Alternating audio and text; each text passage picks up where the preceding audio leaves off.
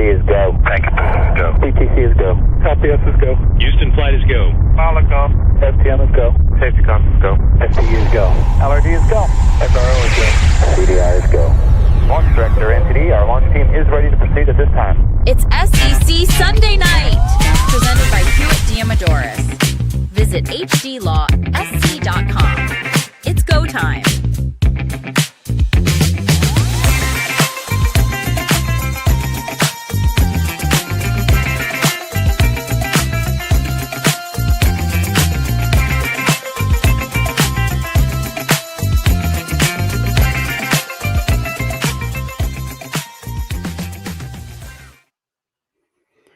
All right, grab a drink and grab a snack. Welcome to SEC Sunday Night here live with you every week at 8 o'clock on the Chief Sports Network, and we are proudly presented by Hewitt Diamodoris every Sunday night. These guys are the best personal injury attorneys that are on the planet, and we can't wait for you to have an experience with them as well. Not because we want you to be hurt, but because we want them to be able to help you. We get it. Like, injuries are going to happen. So go to hdlawsc.com. Craig, my man, we got to catch up. What's going on? What's happening? It's been a minute, back, buddy. Welcome back. Where you been? Took a little time. I was expecting Casey here, and all of a sudden you show up. I didn't know who to pay. You guys had an incredible show last week, and so maybe I should just let Casey come back, and I'll just step on out here. No, we'll miss you, buddy. Come on. Look, we enjoyed the 4th, and we took the week off with the rest of Chief. And last week, I was running a camp with 75 teenagers in Panama City Beach, Florida. And so I did get to catch you guys on the replay, which was just, really seriously, kudos, phenomenal show. Loved it. Great information leading into the week that was with SEC Media Days. And you and I had the privilege, of course, of covering that a little bit and writing some stuff to kind of preview it and get ready for it. And I appreciate you looping me in on some writing with that. It was fun. It's fun to get back in the saddle. Fun to get back in the saddle just a little bit and prep some questions. But yeah, my voice is somewhat coming back from yelling at 75 teenagers over the course of the week. I know nothing about that. Exactly. Well, look, I'm going to pop in everybody's favorite intern really quick. For those of you who have not met our guy, this is intern Lucas, and he's now producing for us. Lucas, show us the magic sauce. To get the voice back. This is pine needle tea. And if you don't have pine needle tea, we're going to get you going. Look, Lucas is sipping it right now. It's going to fix the vocals. I'm sure it does. If you're in the chat box and you want to holler at us, Lucas is out there. So we appreciate you. He's pulling the strings from the back end, getting it going, making sure everything's happening. So if you have some words for us, you can converse with Lucas back there. How's that tea with granola? It's pretty good. I didn't have it with granola today, actually, but we're doing pretty good. We're doing pretty good. Look, we're gonna skip over the news and we're gonna come back to it because I want to get right into the Trifit guest line here as we get going today. And coming off the heels of SEC Media Days, there's nothing standing in our way now. Right? This is all football all the way. We're dialed in. You and I have broken down every team. Yep. We have predicted every game. And so now it's time to look at it by the numbers just a little bit. This week on the Trifit guest line, we'll remind you that every week our guests are brought to you by Trifit Physical Therapy and Performance in Lexington. Mitch is the owner, and he is incredible, really knows what he's doing. He believes in real health, peak performance. That all starts with personalized care. So whether you're an athlete bouncing back from an injury or just pushing for that next personal best, Trifit's got your back, literally. This is expert coaching, hands-on therapy, none of the insurance red tape. You can show up for a shoulder, tell them you got a knee problem, and you work on whatever you need to work on, right? You can have conversations about nutrition, about recovery, or you can actually do the work while you're there. They had a client drive over 100 miles and say it was worth every mile for them. So go to trifitperformance.com to book an appointment. Trifit Physical Therapy and Performance, where recovery meets results. This week on the Trifit Performance guest line, we have Max Chadwick from PFF. Max, welcome in. How's it going? Nice to have you tonight. Of course. Thanks for having me, guys. Appreciate you. Max, look, man, you, my friend? Good. I was able to digest, and it took me a couple of days to digest the 3-hour marathon that you guys did, breaking down the entire SEC and going through every team. First of all, let me just say, appreciate the work and appreciate the thorough breaking down of each team. For me, let's start off in this way, because for anybody who's been under a rock and is not tuned in with PFF, or maybe for a naysayer who doesn't really want to go by the numbers, can you talk a little bit about that process of evaluation that leads to PFF grades, and like what makes it different than other resources that we're following? Yeah, so we try to do the impossible task of grading every player on every play in every game. And, there's some obviously people that doubt that process, saying, how can you do that? Like, how do you have enough people to do every game in NFL and college football and the FCS and even some D2 and obviously UFL and stuff too? We have hundreds of graders, and they're all trained at an expert level by our head graders. And those head graders are trained by former players, former coaches. So it's like, even if I wanted to, and hopefully I know a good deal about football, I could not even grade a game if I wanted to, because I need to get to an expert level before I could do that. So yeah, I understand that some people are like, okay, well, how do you know the assignments for every player and every play? We've seen enough football, and we've been trained by experts in the industry, whether it be high-level coaches. We actually have coaches that coached at the Big Ten level that are on our staff right now, head coaches at the Big Ten level. So they know what they're looking for, and we rely on them, and that's why we are able to do it at a high level. Again, they're not perfect. They'll never be perfect, and I'll never say they're end-all, be-all for it, but I do think it's a stat that is the best for context, better than passing yards or rushing yards or anything like that. And also like, we're like the only ones that really has offensive line stats for college football or NFL too, right? So in my opinion, obviously I'm very biased, but in my opinion, I think we have the best stats just to kind of give the all-encompassing view of what a player is. You guys do a great job. I'm covering Georgia. I'm looking at the SEC for last word in college football. You're like a go-to source. I'm looking to either break down a player. I'm looking at what is that next level that I need. You guys are the go-to. So I really appreciate your work, and excited to talk with you guys. Excited to talk with you tonight. If I can talk, I need some of that herbal tea Rob had. Yeah, and like the player personnel guys that we talk to on college staffs are talking about using PFF grades to evaluate through the season before they prepare for the transfer portal as well. So we know that it's a valuable resource, not only because of how popular it has become amongst fans and how popular it is from a social media standpoint, but PFF is being used in the teams amongst coaching staffs to evaluate at that level. And so that really tells me the value of the resource, and it's kind of an all-encompassing statistical measurement. We literally every NFL team's a client, every FBS team's a client, and we've just crossed recently 100 FCS teams too. And I can tell you, like, the consumer package is, relatively expensive for a consumer, like $120 a year.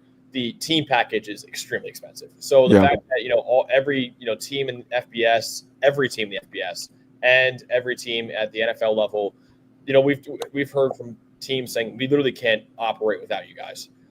So I think it says a lot that every team in the NFL and basically all of college football, including almost all of the FCS, is using us at a very, very high level. Yeah, I agree. So quick question, like for those teams and stuff like that, and maybe this is marketing for those other FCS teams that aren't there. Are you able to tailor some of those packages if a staff says, hey, we're looking at this or we're looking at that? Are you guys able to manipulate that data to really make it for whatever team you guys are working with? Yeah, we do. So there's this package that they pay for that is not available to the consumer. That is called Ultimate. And I know what the consumer gets is premium when they subscribe to PFF. Ultimate is 100 times bigger than premium. Like, in terms of like any stat you can any stat you want to look for, like how often is a team on cover 3, how on 3rd down and 8, how often does a team do this or that. We can tell like how often, who's the highest graded, or who has the most passing yards in 55-degree weather, right? Like, we could tell you that in 10 seconds. So that kind of database is only available to the teams and clients. Again, for much more higher rate. I know there's some people that people hit me up and say, how much can I buy Ultimate? Like, you can't buy Ultimate. Like, it is a very expensive thing, but every team pays for it because they know just how important it is. And honestly, what it is, I'm not saying that teams just use us and just go by all of our numbers. Like, it saves them time too, because back then, grad assistants have to find every 3rd and 2 and all this. Like, we could tell you this in 5 seconds now. So it's a kind of a big time saver for a lot of schools too. At what point are we going to the high school level? Man, we tried it before. We tried it for a little bit, and it ended pretty quickly.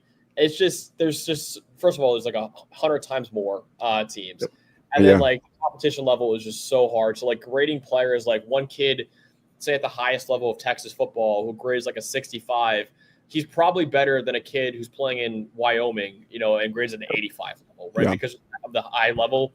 At the FBS level is pretty even. Obviously, you got to take a grain of salt with like a group of 5 players grading at like an 85 level or whatever. But high school is too much. We actually did try before for a couple high schools, and it just became way too much for our graders. And they're already, trust me, those graders are pulling all nighters all weekend, so they're already doing enough for us. Trust me. Okay, so let's drill down to, if we narrow our focus to what's blasted all over the screen here around us, and look at the SEC. Is there a clear-cut favorite in your eyes when you look at numbers and you look at projections? We just got SEC coaches telling us what the preseason teams are going to be, but we also got that projected finishing order for you as you look at it and as you break it down. Like I said, I listened to you guys, and you kind of did the over-under. Like, how do we think these guys are going to land?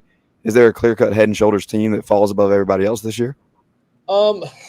No. I think there's a pretty clear top few teams. In my opinion, the top 2 is pretty obvious in Texas and Alabama. I know some people might say Alabama, wait, they didn't make the playoff last year. I think Alabama, top to bottom roster-wise, is among the 4 or 5 best in college football. I know they have a brand new quarterback in Ty Simpson, but he was a former 5-star recruit. Actually, I liked a lot what I saw from him last year, and he might even be a better fit for the offense that Ryan Grubb and Kalen DeBoer runs than Jalen Milroe was, right? So you have that, an elite offensive line. Ryan Williams for his sophomore year at wide receiver is a superstar, a great receiving core outside of that, and then might be the best defense in college football. I mean, you have a superstar at every single position on defense. So Alabama, I think, should have a major, major bounce back next year and could compete for a national title. And obviously Texas, they're up there too for the best defense in the country with superstars everywhere in that defense. And then obviously Arch Manning on offense too, I think will be a big upgrade over Quinn Ewers, who I think kind of held them back at times last year too. So that, and then obviously after that you got teams like Georgia and LSU and schools like that. I think Texas A&M could be a really interesting team this year too, and they could have hit a high ceiling. But I see the top 2 for me right now are Texas and Alabama, I would say. I love what you're saying about Arch. If you just wanted to talk more about Arch for, the next 25 minutes, we could, but, Rob already hears that from me week in, week out. Hey, listen, Craig, if you look at PFF's top 50 players of 2025, 21 of the top 50 are SEC players, and Arch Manning is at number 50. So there are a few quarterbacks they have graded ahead of him. So that's all I'm going to say. I do have a quarterback question, and shockingly enough, it is not about Arch Manning. My Georgia Bulldogs, kind of, I feel like are getting passed over, right? I feel like Alabama, Texas, kind of getting some of that. You look at the defense, it seems like the defense is set. What is it about the offense, Gunnar Stockton? I really feel like you look at the offense from 2024. I never thought it got going. So, what are the things that are holding Georgia back in 2025 to really make you say, hey, they should be right up there with Alabama and Texas? Yeah, I think Carson Beck, it wasn't a great year last year. I think he was wrongfully blamed for a lot of last year, though, too. That receiving core was not very good. I mean, you lost Brock Bowers and Ladd McConkey, who are two you can see in the NFL now, they're 2 stars in the NFL already in their rookie years.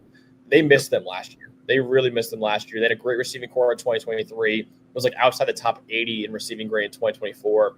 So I'm worried about that. They brought in Zachariah Branch, who we'll see, right? He's a top 5 recruit coming out of high school. Hasn't lived up to the hype yet at USC, but very talented kid. Noah Thomas is a really good player. I think him from Texas A&M at 6'6" could be a big target. Gunnar Stockton, and I know judging him off last year is not fair because he played Texas and Notre Dame, who are 2 of the best defenses in the country. He wasn't very impressive in those 2 games, in my opinion, either, though. So I'm a little worried about him. Maybe with a full offseason as a starter, he could be a lot better. The other thing I'm really worried about, that offensive line, the tackles weren't great last year. The interior offensive line was outstanding, but all 3 guys from the interior just got drafted. So that offensive line all of a sudden has some question marks. I know Georgia always recruits well at offensive line, but I was worried about the tackles last year. Now all the interior guys are gone too. I like the running backs. They always have great running backs, and Nate Frazier should be a star in college football. I'm not saying that, but between Gunnar Stockton, the receiving core that has to be a lot better with new guys in there, and now an offensive line that has 3 new starters on the interior from an interior offensive line that was the best in college football last year. That's what worries me a little bit with Georgia going into next year. Yeah, no, I'm right there with you, and like I'm hopeful, and maybe that's why we're playing like Marshall and Charlotte to make sure that offensive line. Don't forget Austin P. Go Governors.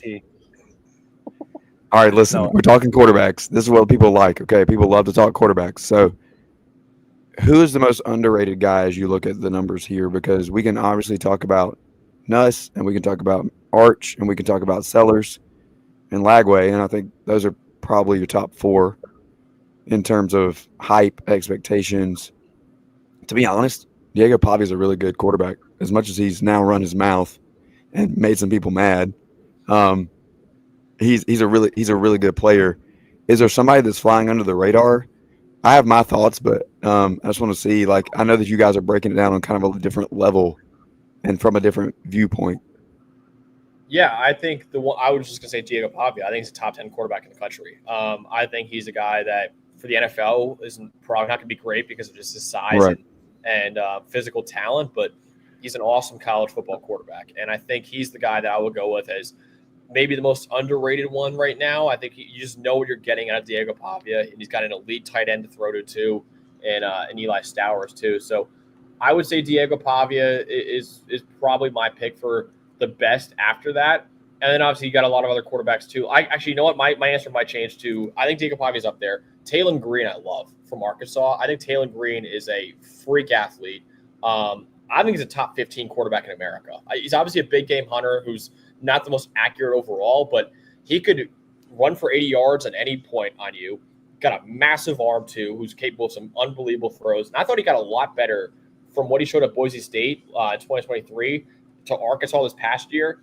I think Taylon Green, I believe I ranked him my number 11 quarterback in the country going into next year.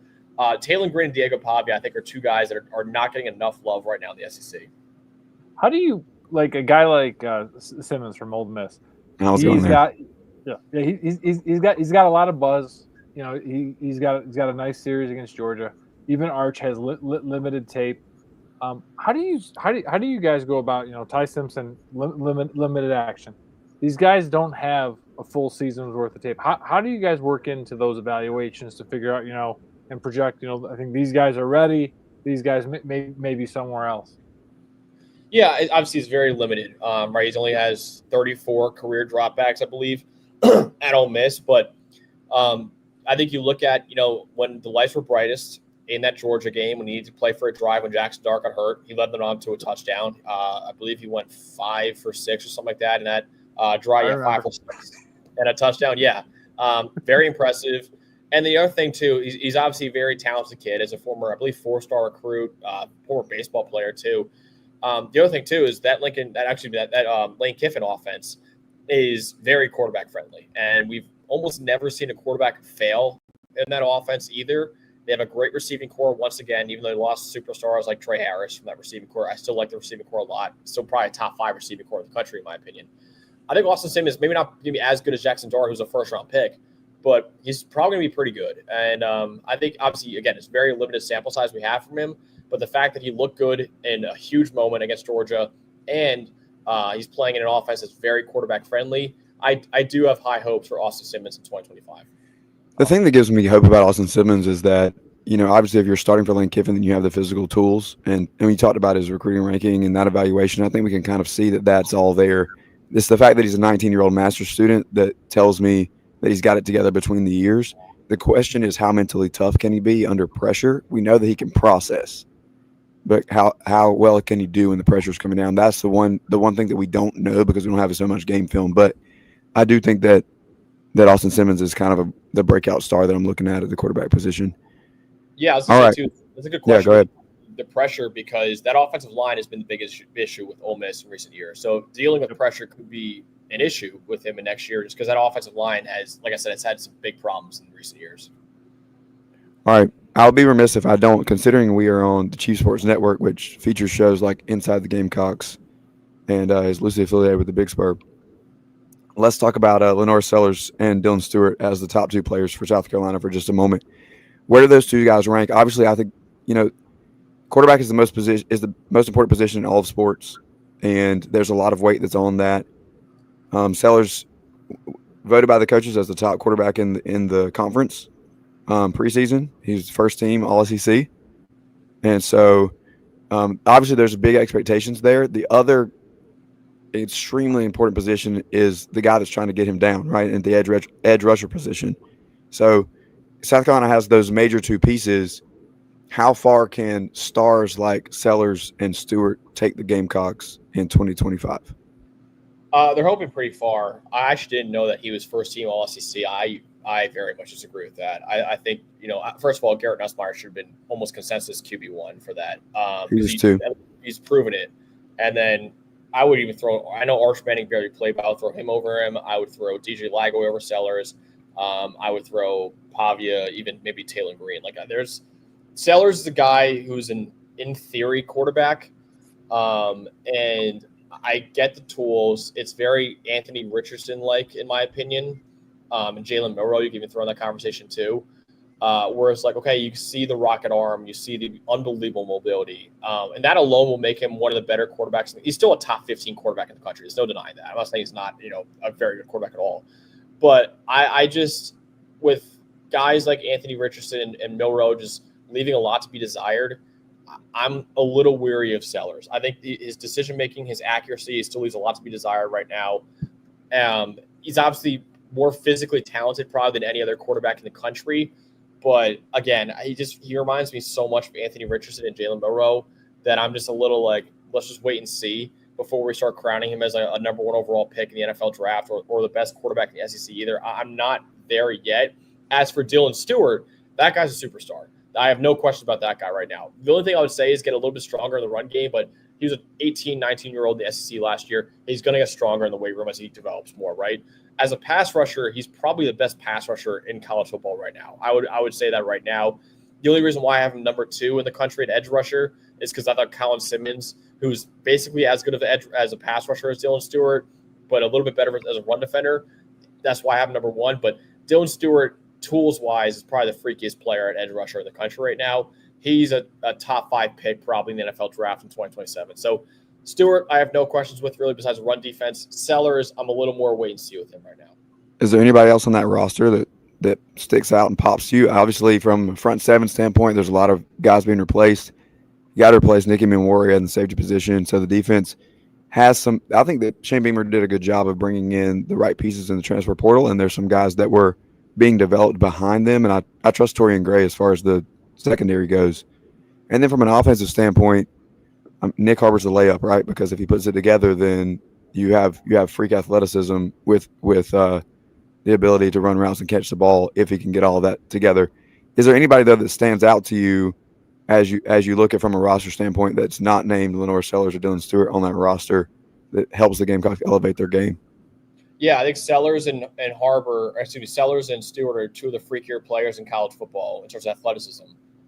Nick Harbor is the freakiest athlete in college football. Now, He's very raw. He's a guy as a route runner is just very underdeveloped right now. He was a guy that, coming out of high school, we didn't know if he's going to play wide receiver, tight end, or edge rusher, right? So This is it's understandable why he's so raw as a receiver right now, just because he didn't know what he's going to be.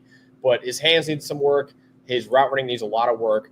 But this guy has – I know I'm not saying this to be, very hot takey, but he has Calvin Johnson level athleticism right now. He's a guy who's, 6'4", 6'5", 235. He ran a 10-1 in the 100-meter dash, a 20.2 in the 200-meter dash. The U.S. Olympic team invited him out, I believe this summer, to train with them as a maybe potential sprinter. And he said, no, I'm going to focus on football. So you have a guy who's like a tight end size who could be an Olympic-level sprinter. That's unbelievable, right? So, again, very raw. But that kind of athleticism, if you could develop a little bit more, that kind of athlete does not fall out of the first round of the NFL draft. If you could develop a little bit more. Again, he was a leading receiver last year for the team as a wide receiver.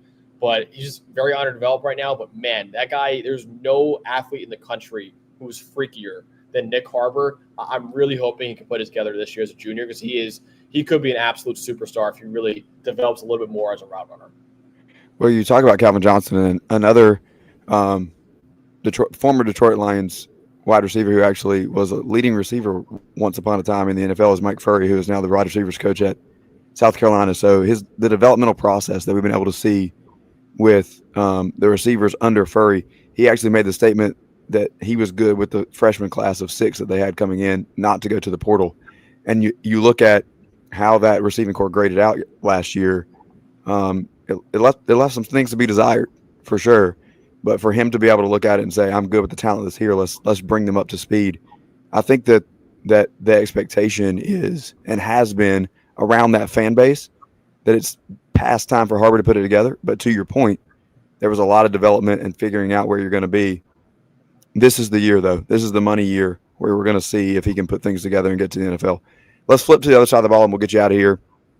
When you look at it from a defensive standpoint, there once upon a time, the SEC was known as the best defensive league in the country. Speed off the edges, hard-hitting football. The game has shifted and changed a little bit, and it's not that the SEC defenses aren't as stout as maybe they once were, but the offenses have really picked up their game.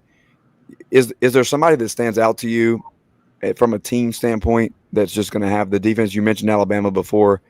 Is there a team that stands out to you that is going to be able to really shut people down this year and have superstars on the defensive side of the ball?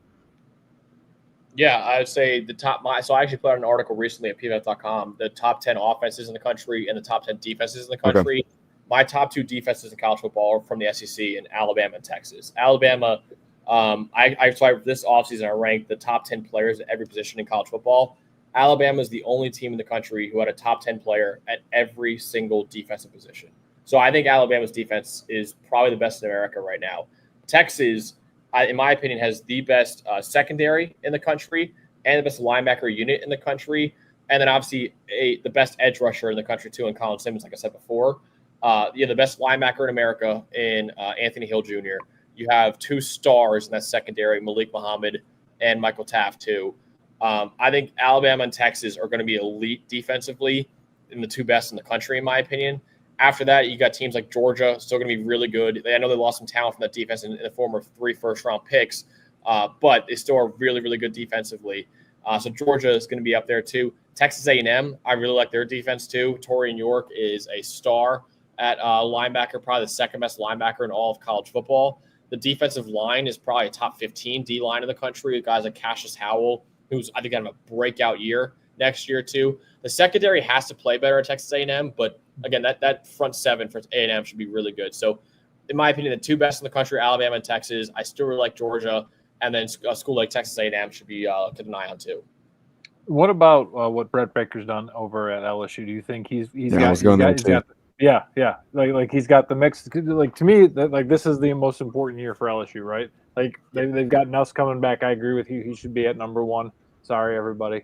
But, like, what about from that defensive perspective? Do you think, they did a great job of the portal? Do they have enough to maybe help, get them into that top 2?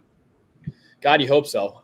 Because you look at, what they've had the last couple of years. I mean, there is no excuse why that team in 2023 should have lost 3 games. They had the best offense in college football in 2023. Jaden Daniels, a Heisman Trophy winner, now a superstar in the NFL. Malik Neighbors, the best receiver in the country that year, in my opinion, who's now a star in the NFL. Brian Thomas Jr., now a star in the NFL. Like, there's and a great offensive line.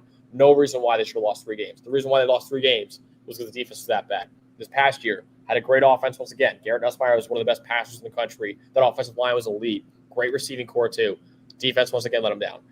It better be better this year. That's the one question for LSU. And now I will say, linebacker unit is elite. They have Whit Weeks, who's a star at linebacker. Harold Perkins Jr., hoping to bounce back from his injury. He was a star before that too, though. So you might have the best linebacker unit in the country. I like a lot of the additions they made in the secondary. I think A.J. Halsey, really, really good player at safety. Mansour Delane, a lot of people think he could be a first-round pick at corner too. You're hoping he could be that for you.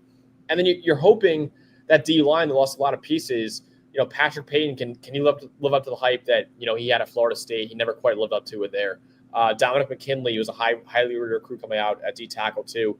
You're hoping the D line can be better. You're hoping the secondary can be better. The linebacker unit should be fantastic. This defense needs to step up next year because the offense, while it's still be great with Garrett Nussmeier, the offensive line is basically all brand new with 4 new starters there.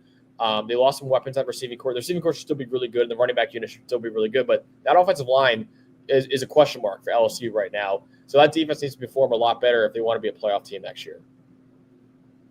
I believe in Blake Baker, and just so for our purposes of our conversation, and our listeners have heard me say this, I think LSU wins the SEC this year. That's my. If we're going hot takes, that's my shot. All right. That's hot. We also have a take on here called "I Was Wrong." So Max will bring. Yeah, we have a segment called "I Was Wrong." So maybe I'm gonna set myself up. We'll see what happens. All right, Max. Thanks a lot for coming in. Max Chadwick from PFF College Football. We really appreciate you and all that you guys do. Thanks for coming and chopping it up about the SEC with us, and we'll look forward to maybe getting you on once the season gets going. We have some real game film to look at. Sounds great. Thanks, guys. Appreciate you. Yep. Thanks a lot. Have a good one, bud. All right, guys. It is time for a quick break here. Just as a reminder, Hewitt Diamonduras Law is here for you when you're down. Personal injury, car accident, fall, dog bite, you name it. Hewitt Diamonduras is here for you. Brad and Dean love relationships. I love those guys. They want to personally know you and help you. This is not a corporate situation where they're going to pass you off to somebody else. They're going to sit down and be involved. So go to hdlawsc.com today and contact Brad and Dean at Hewitt Diamonduras. They're on your team.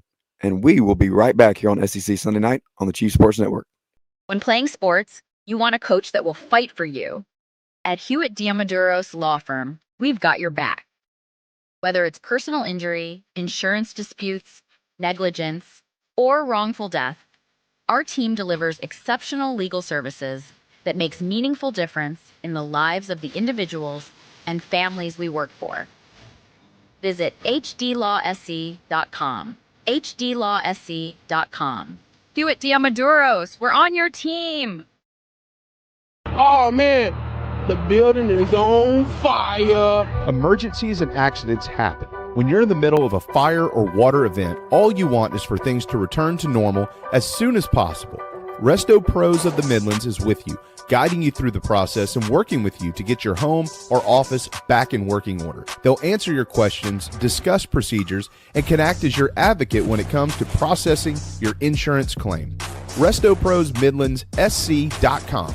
Open 24/7 when you need them. Quality that is guaranteed. At TriFit Physical Therapy and Performance, we believe true health and peak performance start with personalized care.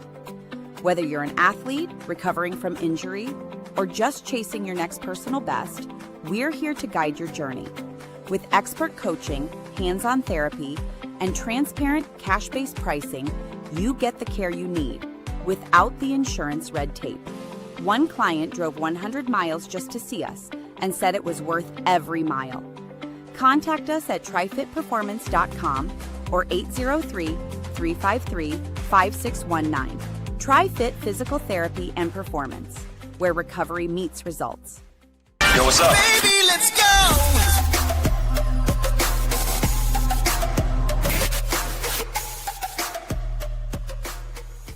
This is SEC Sunday Night on the Chief Sports Network.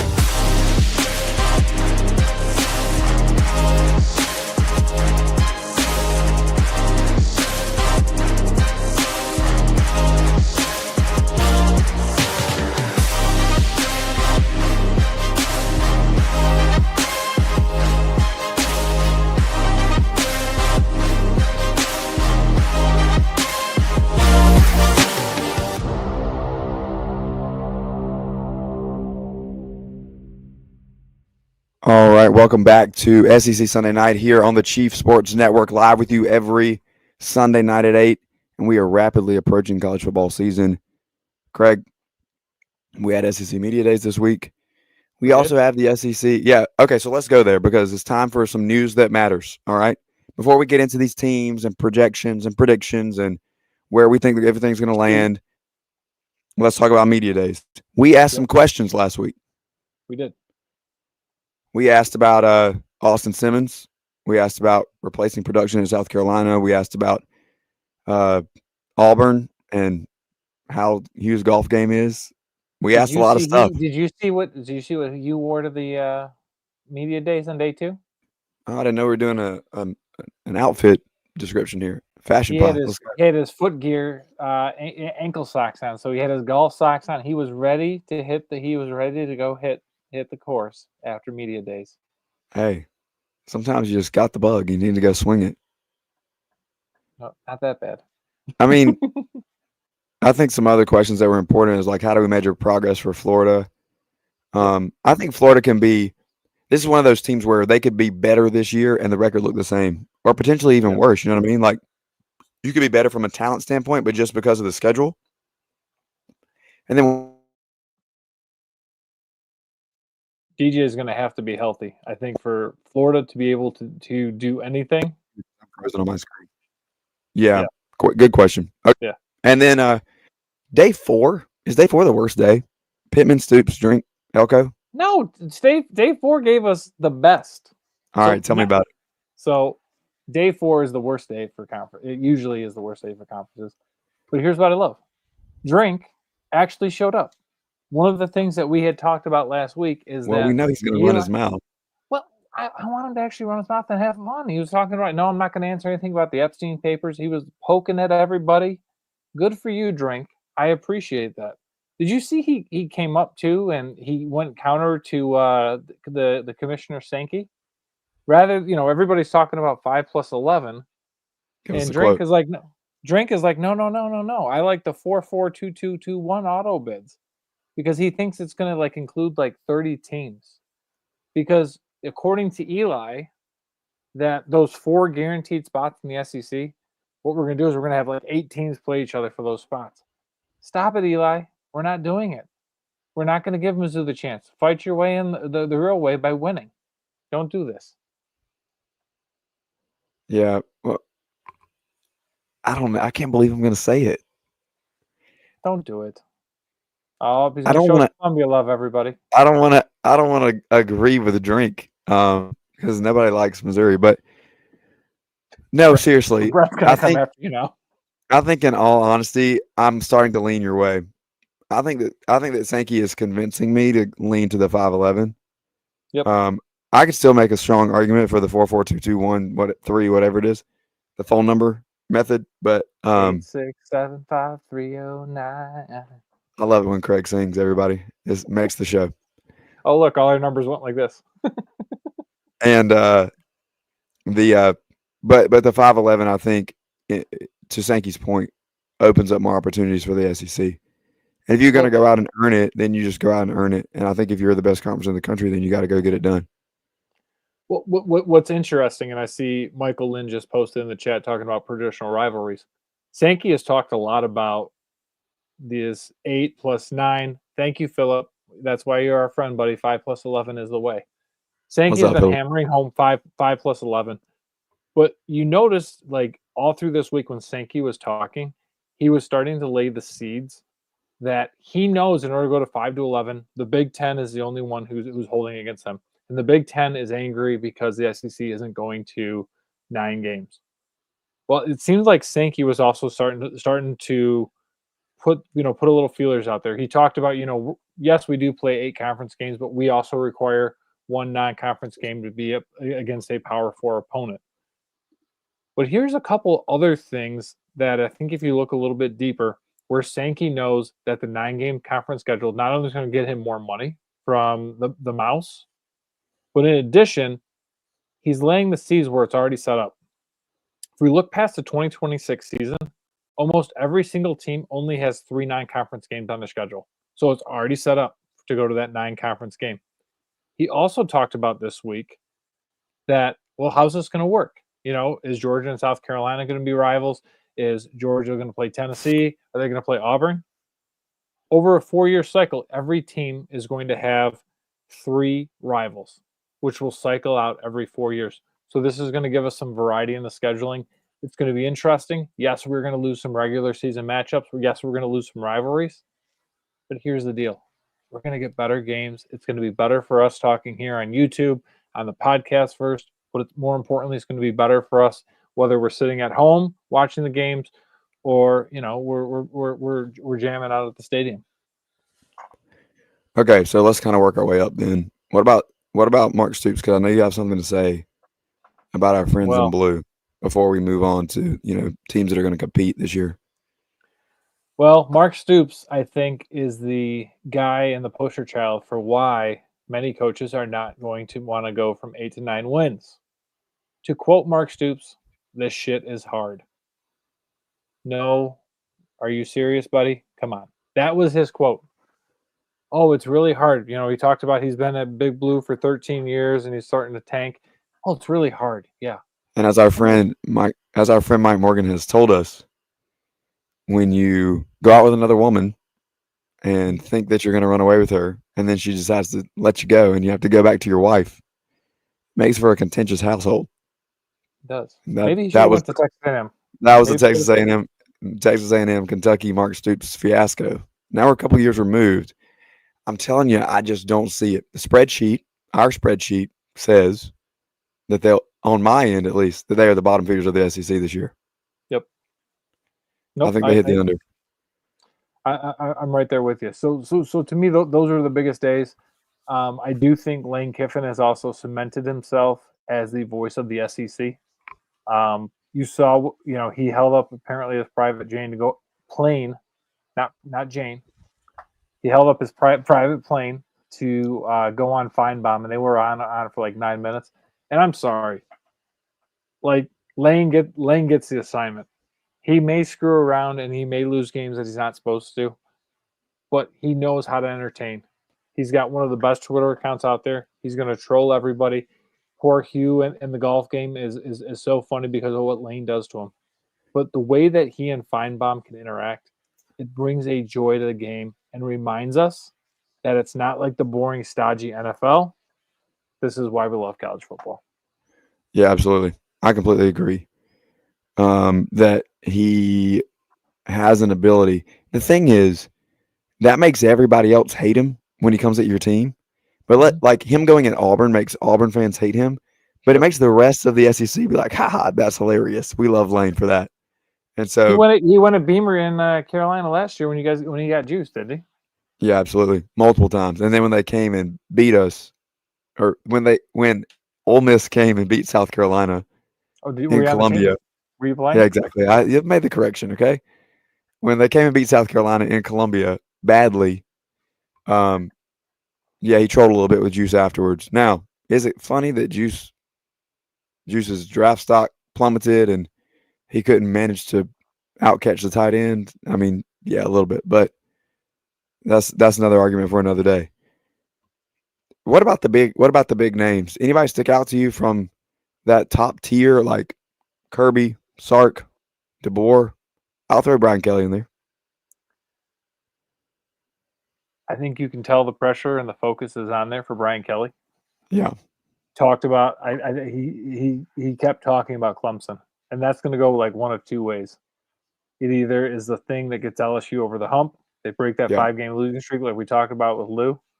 Yep. Or that could derail the season game one because you put so much focus, you put so much energy into one game where the guys either get too hyped up or whatever that they can't find it again. So to me that was the most important one. From Texas, you saw what a show Arch Manning is. My God, I think you look like a Vineyard Vines fashion model in that outfit.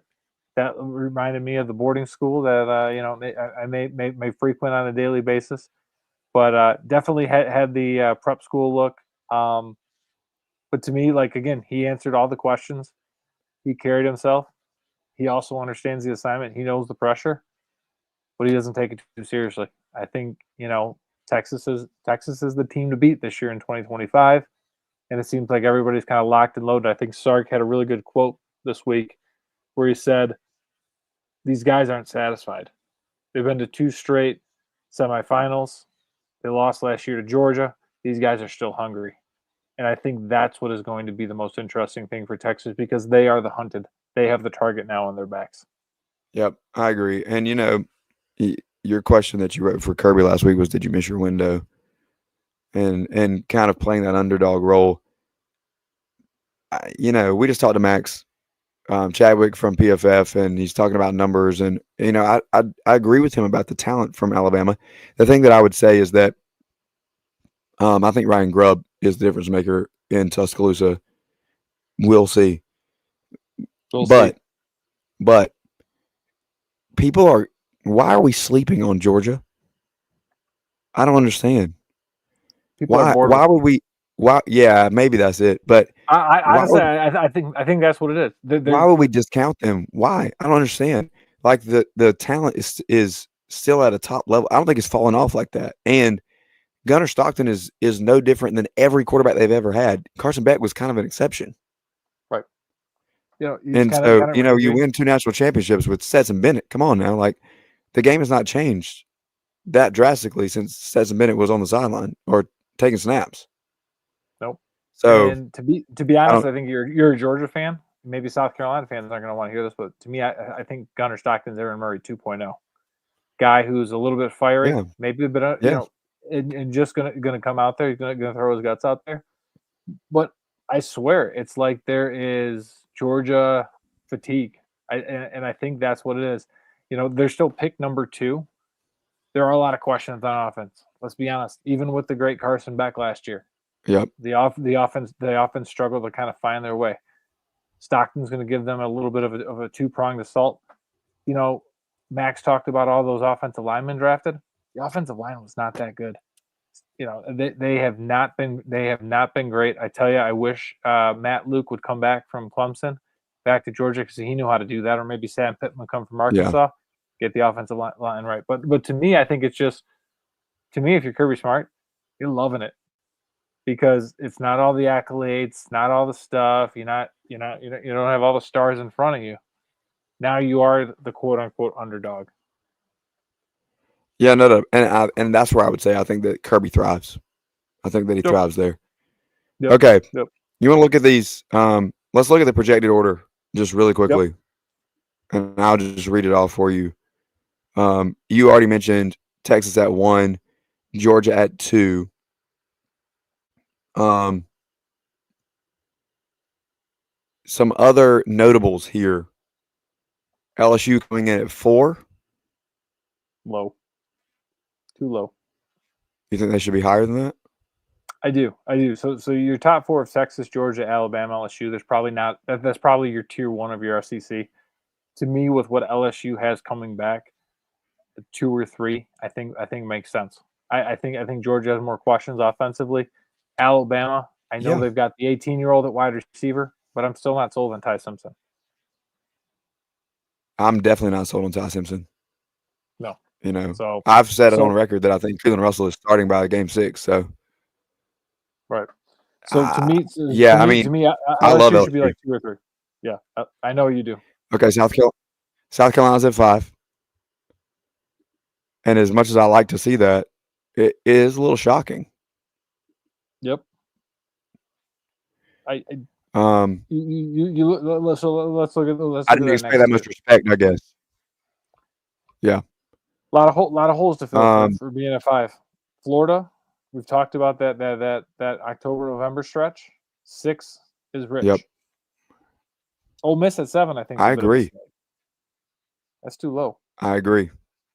How about Marcel Reed? Do you have it in front of you Gunnar Stockton? Browser is frozen. Yeah. So we're talking about. Go ahead and finish it out. Yeah. So. We're not talking about Georgia. We're not talking about Gunnar Stockton. We're not talking about Marcel Reed and Texas A&M. Again, you look at Ole Miss, Texas A&M, probably has a case to be higher than South Carolina, Florida. I think this is what we're looking at though when we talk about that middle tier, 5 through 12. So you've got 5 is South Carolina, Florida, Ole Miss, Texas A&M, Tennessee, Oklahoma, Auburn, Missouri. Anywhere between 9 and 7 wins, depending on a handful of games there. Yep. And that's going to be the kicker, I think, is, all those are 50-50 games. So how much separation is there between 5 and 12?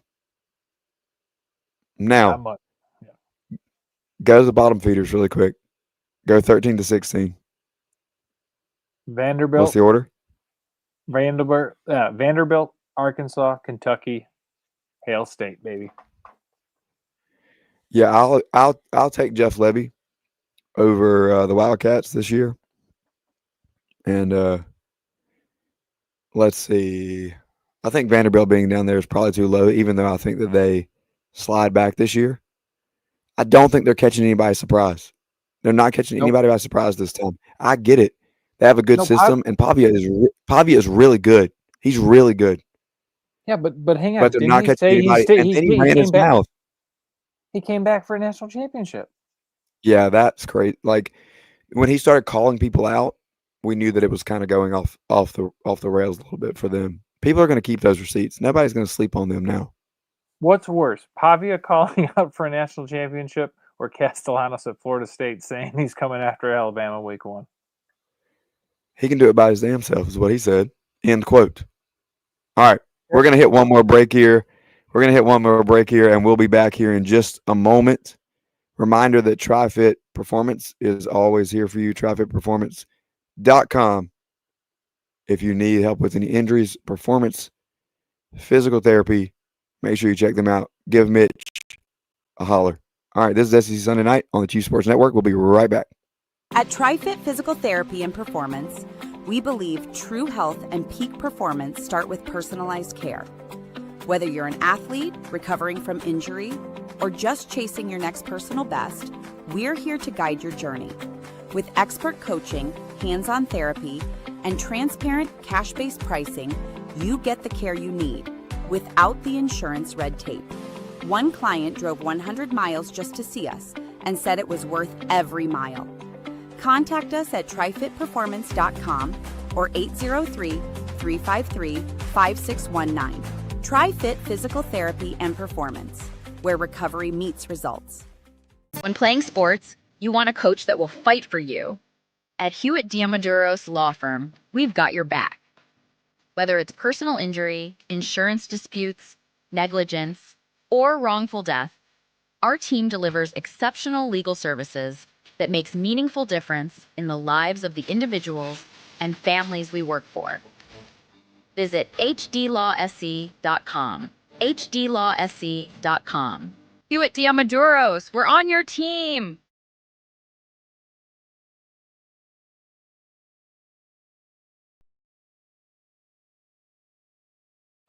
This is SEC Sunday Night, part of the Chief Sports Network.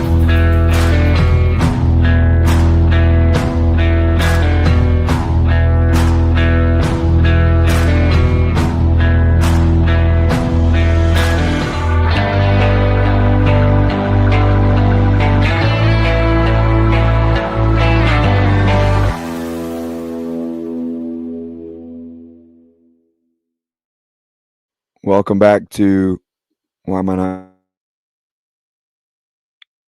Welcome back to SEC Sunday Night, as my guy was a little bit of a tearjerker. Oh, you know what? I think on the break, he may have been listening to my favorite band, Coldplay. Is that right? Am I spotty for you? Because my internet is absolutely cheeks right now. What is going on? Okay. I think you're just that hot right now. Yeah, something like that. Okay, so yeah, let's talk about this. Let's talk about Coldplay for a minute. Okay, because we got to go there. That's my favorite band, and like literally when I'm rocking at work, it's Pandora's Coldplay Radio. Wait a minute. Yes. Pandora. How old are you, Craig? How old are you? This man is listening to Pandora. I got a physical this week, and my cholesterol is high, so I got to change my diet. Old. My goodness. Who listens to Pandora? You need somebody get this man an Apple Music or a Spotify account. Stat. Bring a You sponsor. got to be kidding me. You got to be kidding me. All right, so favorite Coldplay song? Has to be My Universe. That's me and the little one song. Whenever that comes on, the smile that comes across her face, got to be My Universe. Can I be as cliche as possible and pick Yellow? Is that okay? That brings me back to high school, and you were just in diapers. Yeah, there we go. Okay, so astronomer CEO gets caught on the Jumbotron. Here's my thing. Why don't they just play it off? If they just acted normal, this never happens. We're not talking about this. Why not just take your wife? Well, I mean, that's the first thing that you should say. I'm just that saying. That would make the most sense. However, from a practical standpoint, you know what though? It gave us a whole new trove of memes, and so they got to come from somewhere, don't they? They really do, and it's like you feel bad for those poor folks, but it's like you brought it on yourself, and let's be honest. I was gonna say, to your point, they kind of did it to themselves. Right, you kind of reap what you sow, but like, I mean, to see, but I was thinking the whole time, like, oh my gosh, you could see Coldplay at Fenway. That would be amazing. I mean, I've loved Coldplay for like 27, 28 years now. Is that how long they've been around? Yeah, 98, like 99. That. Yeah. Something like that. And I was like, 4 or 5 years old. Whatever. I had right. Yellow. I had parachutes. I had them all. Let's look at it really quick. If you look at the All-SEC first team, yep, the teams that have multiple players on the first team, can we look at that? Yep. South Carolina, Texas, Florida, Georgia, Alabama. Georgia's all defense, though. I didn't miss one, correct? Because Auburn has one. Do you do the chop chop? A&M has one. I said that, yeah. A&M only has one. Missouri only has one. There's 10 teams represented of the 16 on the first team. That tells me there's some depth in the league. Correct. However, there are 1, 2, 3, 4, 5. Yeah, 5 teams that have multiple players. Actually, I'm sorry. I discounted Auburn. 6 teams. 6 teams that have multiple players. Mean to Auburn? I missed Keldrick Falk at the top there on defensive line. Yeah, leave Brother Hugh alone. So, what does that say about those 6 teams? Is there somebody that we're sleeping on? Because obviously Texas and Alabama, we know what we feel. We know what we feel about Georgia. So there's your 3, but then the other 3 are Auburn, South Carolina, and Florida. Is there more talent in Gainesville, Auburn, or Columbia that we're not thinking about? Well, to me, it comes down to, okay, they have the Jimmies and Joes, but do they have the coaching in order to coach them up? And I think if you look at Auburn, you look at Florida, our biggest complaints are not necessarily about the kids and the talent. It comes down to those coaching, and I don't think either one of us trust the coaching enough. Wait. So of those 3, Florida, Auburn, and South Carolina, which head coach are you taking, Greg? I'll take Shane. Yeah, of course. Why would you not look at the 3? Look at the 3. Are you kidding me?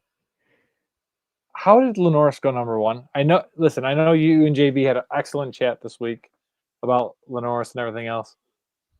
But I'm sorry, how is he the number 1 on the preseason?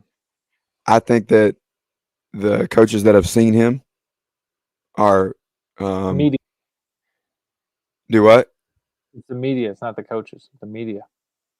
True, you're correct. Media falls in love with. How conflicted are you? Nuss versus Lindquist. It's like you're that meme, like trying to pick the button right now. I think that media falls in love with raw ability, and that's what LaNorris has. I mean, he has more ability than anybody else. That's accurate. He has more ability than anybody else. If he can maximize his ability, then he is the number 1 quarterback in the league and probably the number 1 quarterback in the country. I guess my thought is he's going to have to do more with less, and that's not a slight on South Carolina. If I look at Nussmeier, more with less compared to Nussmeier, yeah, and that's exactly how I'm saying. So I don't want to get like that much. Listen, I was trying to be calm and cool, but when you look at a roster standpoint, like nobody's roster is better than Texas, right? Is it correct? No. Okay. No. So that's a more with more situation at Texas. Like you're just maximizing talent. I mean, I get it.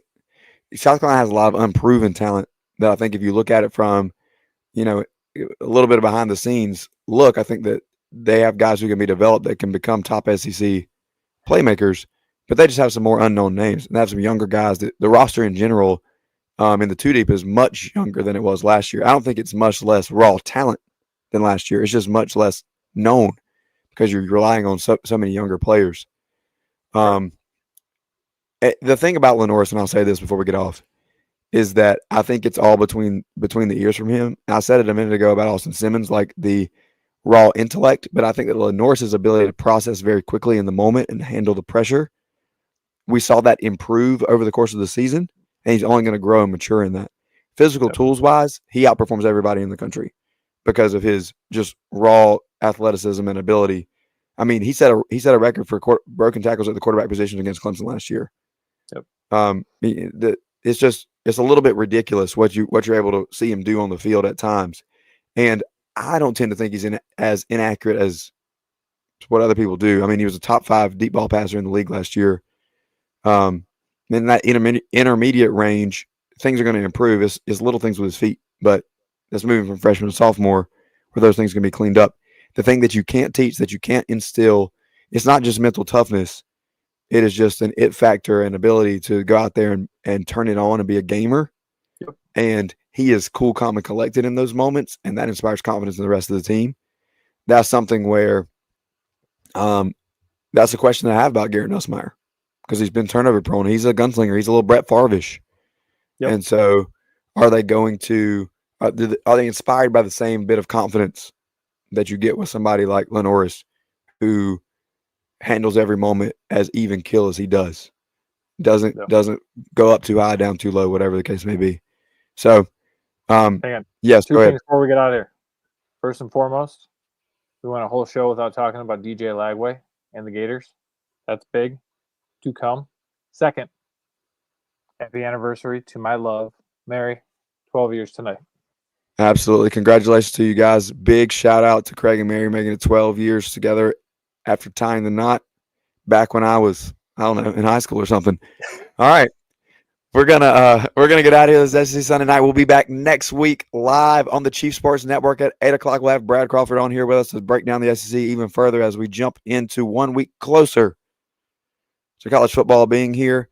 Make sure that you're tuned in to Chief Sports all week this week for so many shows and opportunities to engage with college football and college sports content. And make sure you download the Chief Sports app so that you can be up to date on everything that's going on. Thanks for being here with us. We'll see you next Sunday night at 8 o'clock.